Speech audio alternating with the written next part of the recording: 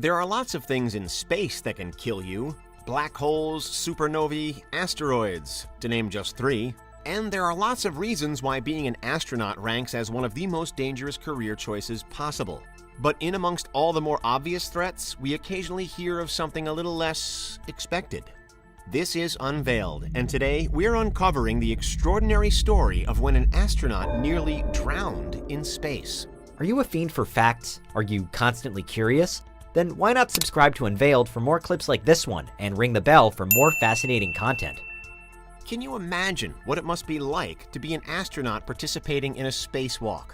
To spend time outside the International Space Station, floating more than 200 miles above the surface of the Earth? It might be described as awe-inspiring, humbling, or breathtaking. But for one astronaut, it was very nearly terrible, tragic, and disastrous. On July 9, 2013, Luca Parmitano became the first ever Italian to perform a spacewalk, when he and another astronaut, Chris Cassidy, successfully completed a set of tasks on the ISS. A week later, on July 16th, the same pair were geared up and ready to go again, only this time, things didn't go to plan. Luca was about 1 hour into a 6-hour extravehicular activity, or EVA, again to perform routine maintenance on the outside of the space station. But suddenly, he noticed what felt like water on the inside of his helmet, including at the back of his neck. Initially, he thought it might have been sweat, and he continued with his work. But then the amount of water increased, and kept increasing, until he and the rest of the ISS crew realized that they had a major problem on their hands. Still floating outside the station, Luca later recalled how the water at one time covered his mouth, nose, eyes, and ears, comparing the experience to being like a goldfish in a bowl. The astronaut was literally hanging in space with all of his senses obscured. And when you consider how water behaves in low gravity, glooping together to form a kind of fluid mass, this was a wholly unique and definitely life-threatening scenario. As such, the EVA was terminated by NASA ground crew and the race was on to get Luca back to safety. As he made his way to the airlock, the water clung to his visor and to his face. He could barely see more than a few inches in front of him, so was relying on his intuition and the safety cable to guide him where he needed to go. At one point, he tried to shake his head to rid himself of the water, but it only made it worse. The tension at mission control and back on the space station was growing, but Luca himself reportedly remained calm throughout. By the time he was in the airlock and going through a repressurization routine, he couldn't even hear the rest of his crew because the water had by now filled his ears. It was only when he was back in the station proper that he could finally remove his helmet, drain the water, and try to make sense of what had just happened. Luca had very nearly died in space, drowned in his helmet, but the investigation that followed revealed some more unsettling details. In February 2014, 8 months after the incident, news broke of a damning report looking into how and why disaster had threatened.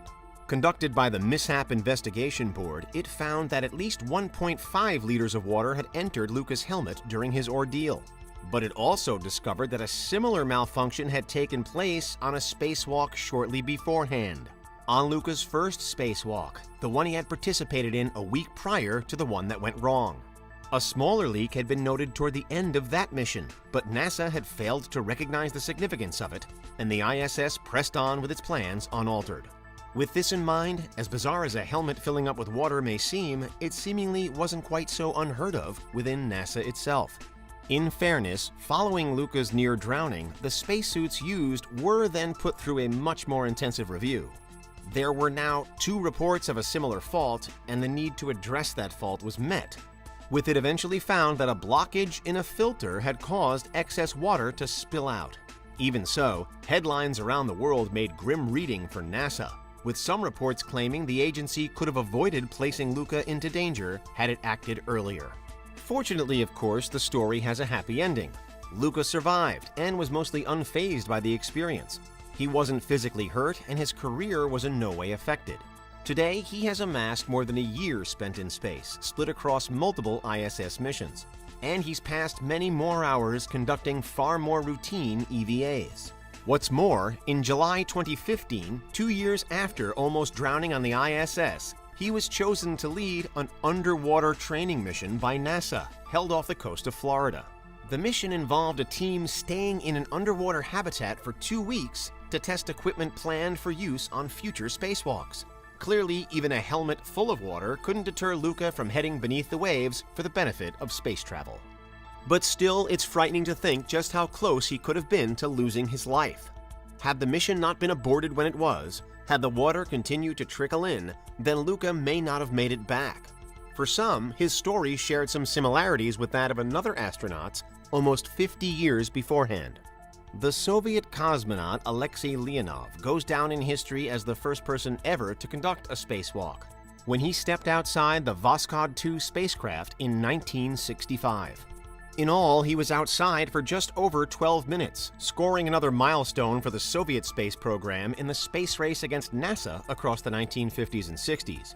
But Leonov, like Luca Parmitano, almost paid the ultimate price.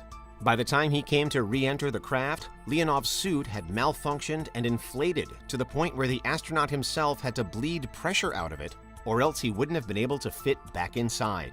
Thankfully, he did get back inside with his life intact and his place in history confirmed. Both of these instances serve as a reminder of just how dangerous space travel can be. Whether we're looking back at the first pioneers in the mid-20th century or zooming in on the everyday space missions of the modern world, it's clear that when things go wrong, they can have terrible consequences. But let's finish this video on a positive note, because for every error, failure, or problem, there are many, many triumphs. And the day-to-day running of the International Space Station is one such success story. Since December 1998, there have been more than 230 spacewalks completed on the ISS, and the vast majority have gone off without a hitch.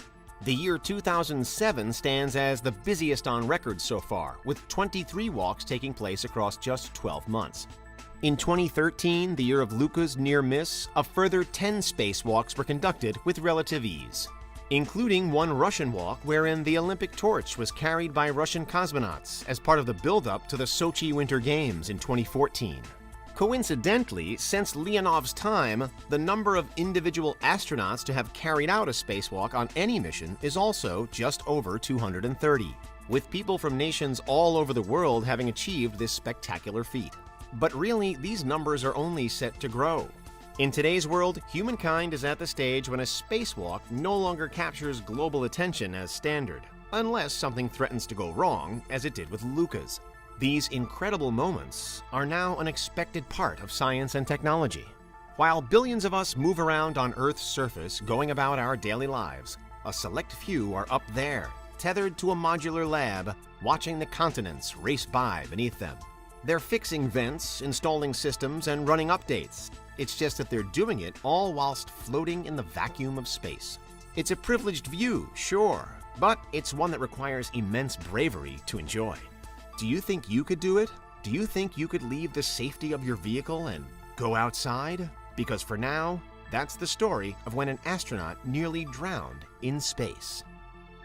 What do you think? Is there anything we missed? Let us know in the comments, check out these other clips from Unveiled, and make sure you subscribe and ring the bell for our latest content.